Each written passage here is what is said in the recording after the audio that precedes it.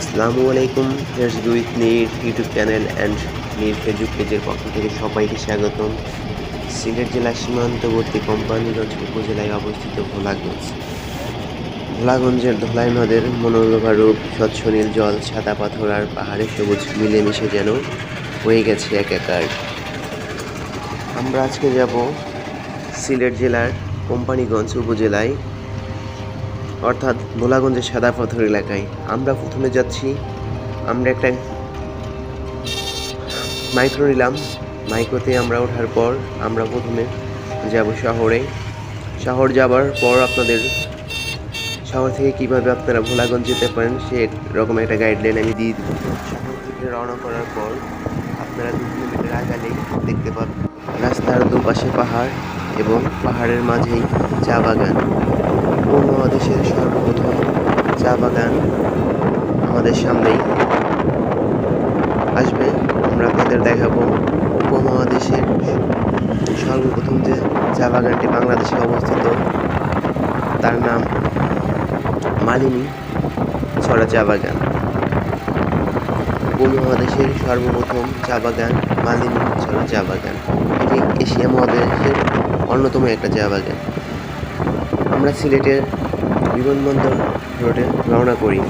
আপনারা যদি সিলেট বিমানবন্দর রোডে রওনা করেন, আপনারা দেখতে পারবেন রাস্তার দুই ধারে সুন্দর চা বাগান এবং এই রাস্তাতেই আপনারা পেয়ে যাবেন সিলেট ক্যাডেট কলেজ এবং আর একটু সামনে গেলে আপনারা দেখতে পারবেন Sylhet cricket stadium, international cricket stadium এখানে অবস্থিত।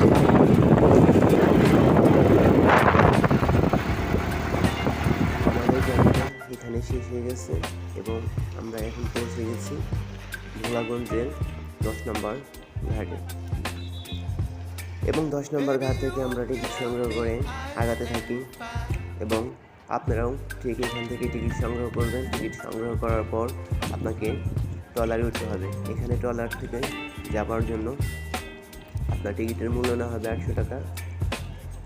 800 টাকা টিকিটের মূল্যতে আপনাকে এখানে পৌঁছে দিবে, 0 পয়েন্টে পৌঁছাবে এবং আপনার এখান থেকে ঘোরাফেরা শেষে আপনি ফোন করলে আপনাকে ট্রলার নিয়ে যাবে। টিকিটের মূল্য নেওয়া হয় 600 টাকা। সংগ্রহ করে ট্রলার থেকে কত সুন্দর একটা ফিল পাচ্ছিলাম। আপনারা দেখতে পাচ্ছেন কত সুন্দর একটা জায়গা। রিয়ালাইজ করতে পারবেন না কত সুন্দর একটা জায়গা। আমাদের সামনে দেখা যাচ্ছে পাহাড়ে যাওয়া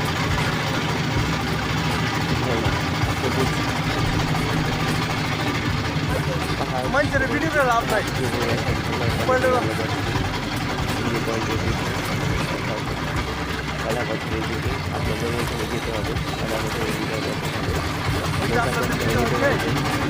8 জন করে, একটা নৌকাতে 8 জন করে যেতে পারবেন। 8 জনের বেশি নেয় না, 8 জন দিতে হবে। 8 জন দিলে অনেক ভালো থাকবে এবং এনজয় করতে পারবেন। আশা করি আপনাদের এই জার্নিটা অনেক ভালো হবে। আমার বেসিক্যালি জার্নিটা অনেক ভালো ছিল। আপনারা বুঝতে পারবেন এখানে আমাদের যাওয়ার অবস্থা অনেক সুন্দর একটা আবহাওয়া ছিল আমাদের জন্য। আছে ভালোভাবে আপনারা সবাইকে এখানে প্রচুর পরিমাণ নৌকা দেখছিলেন আমাদের আগে নৌকা যাচ্ছে অনেক নৌকা তার আগে প্রচুর পরিমাণ লোক হয়ে থাকে। আপনারা যদি যান পর্যটক অনেক বেশি হয়ে থাকে। আপনারা যদি পর্যটক পছন্দ করেন যেতে পারেন কাটারে ভালো দিতে পারেন। আমি আপনাদের সাজেস্ট করবো পর্যটক এরকম বেরিয়ে আসে যদি অনেক বেশি আপনারা দেখে অনেক মজা হবে। আর এখানে আপনাদের করছেন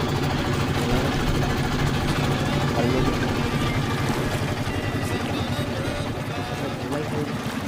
যেটা আমি বললাম এটার নাম হচ্ছে ভোলাগঞ্জের মালিকগঞ্জ অত্যন্ত স্বচ্ছ এবং নীল।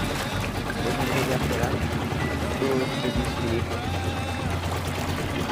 পানির জন্য আপনারা 20 থেকে 25 মিনিটের মধ্যে পৌঁছে যাবেন সিলেটের কোম্পানিগঞ্জ উপজেলার ভোলাগঞ্জ 0 পয়েন্ট অর্থাৎ সাদা পর্বত।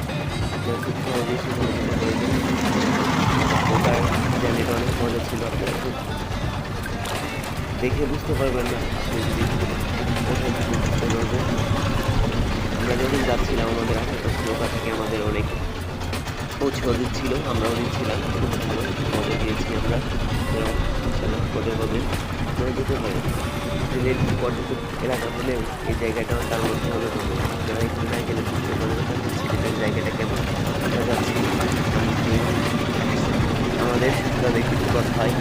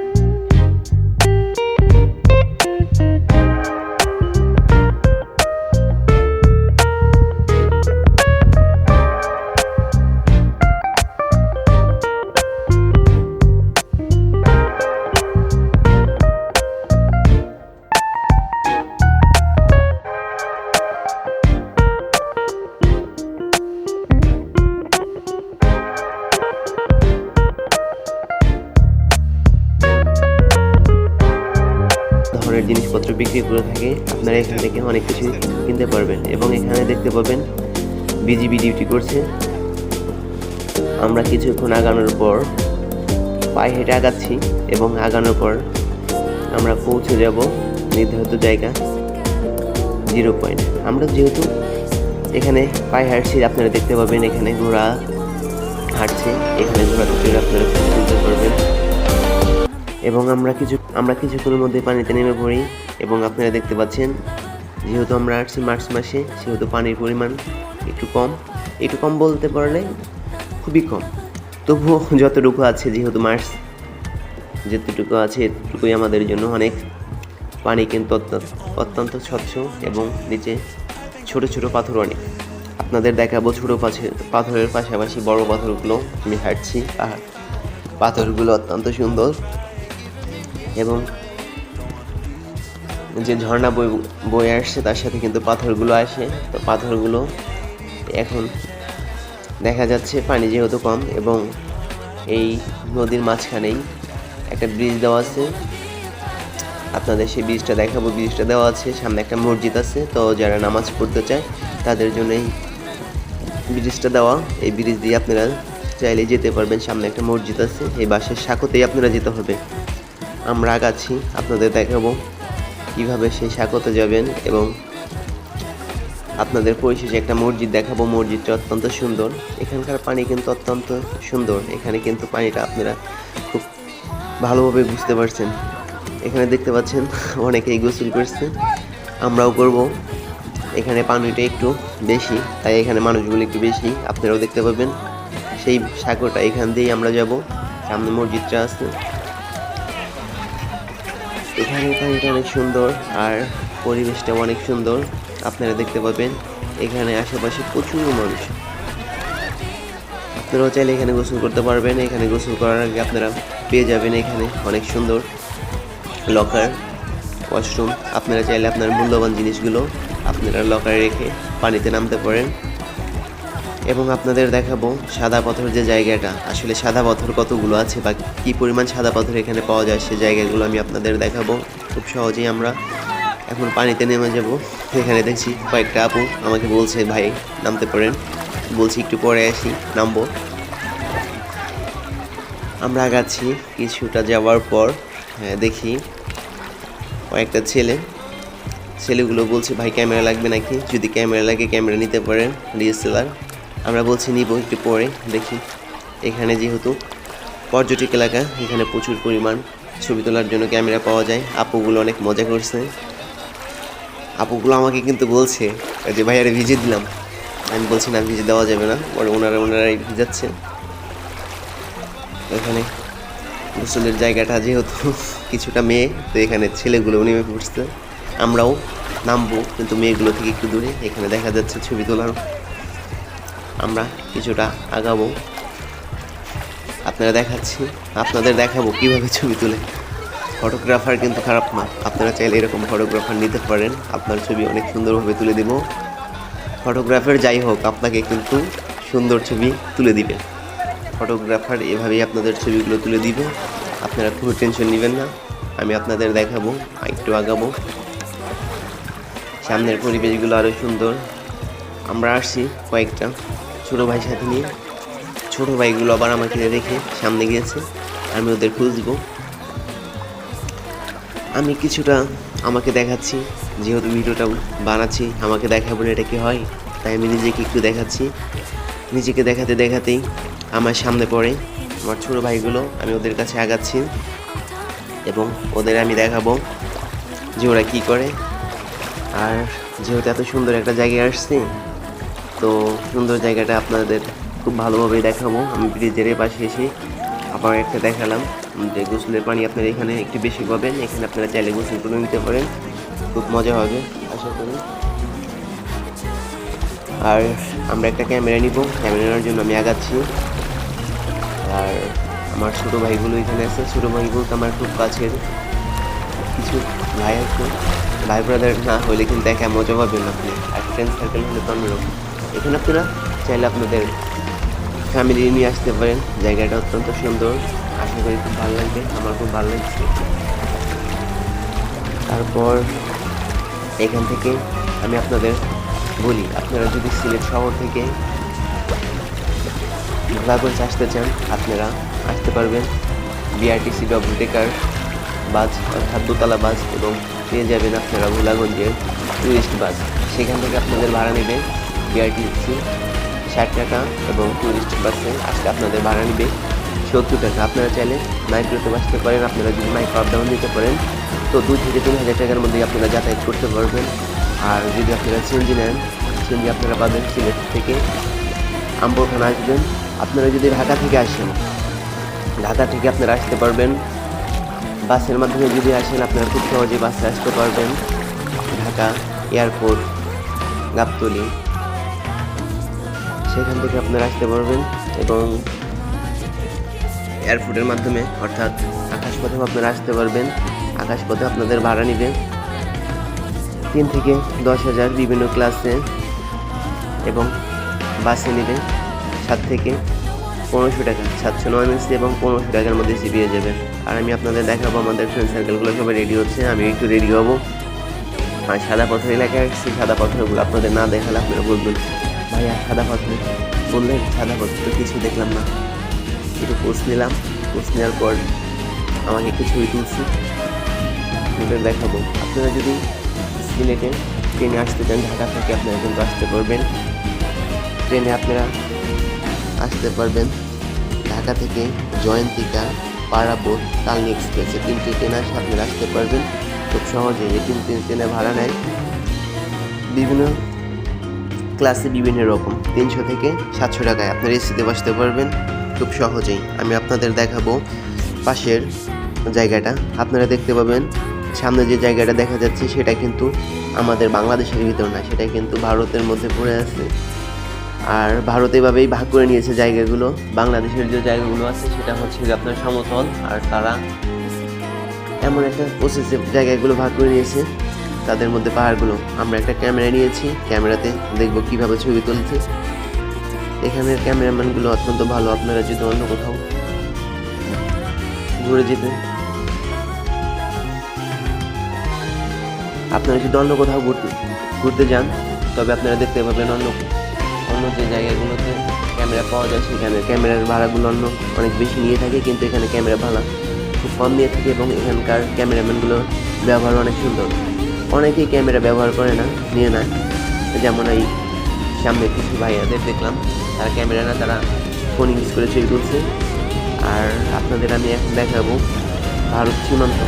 যেহেতু সামনে ভারত সীমান্ত, তো আপনাদের ভারত সীমান্তর কাছাকাছি নিয়ে আপনাদের দেখাবো ভারত সীমান্তের বর্ডারগুলো কীরকম, আর তাদের ভাগ করার প্রসেসটা কীরকম। তারা ভাগ করে দিয়েছে, যেগুলো জায়গা খুব মূল্যবান সেগুলো তারা নিয়েছে, এবং যেগুলো তুলনামূলক জায়গাটা একটু খারাপ সেগুলো বাংলাদেশের মধ্যে দিয়েছে। বাংলাদেশ ভারত বর্ডারটা এমনভাবে সাজানো, তাদের ভিতর পাহাড়গুলো নেওয়া, আমাদের পাহাড়ের বাইরের অংশটুকু দেওয়া। আর আমি একটু পাথরের মধ্যে হেঁটে দেখাবো। পাথরের মধ্যে হাঁটার মজাটা অন্যরকম। আপনারা কিন্তু খালি পায়ে কেউ হাঁটবেন না, খালি পায়ে হাঁটলে আপনারা ব্যথা পেতে পারেন। আপনারা চাইলে জুতা পরে হাঁটতে পারেন, জুতা পরে হাঁটলে অনেক মজা পাবেন।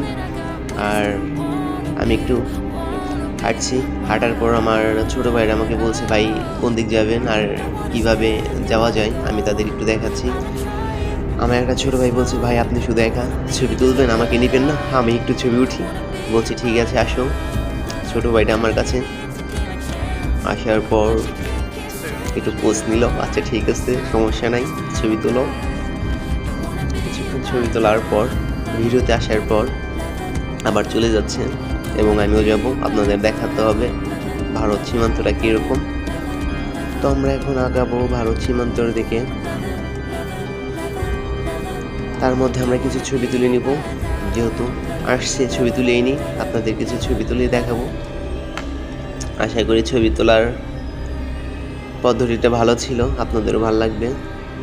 আর যেহেতু ভিডিওটা অনেক লম্বা হয়ে যাচ্ছে, আজকে আর এই ভিডিওটা দেখাবো না, সীমান্তটা দেখালাম। ভালো থাকবেন। সীমান্তর পাশে যে পাহাড়গুলো আছে, পাহাড়গুলোতে উঠে ছবি তুলেছি। এবং সম্পূর্ণ ভিডিওটা ভালো লাগলে লাইক কমেন্টস করবেন এবং সাবস্ক্রাইব করে পাশে থাকবেন। ধন্যবাদ।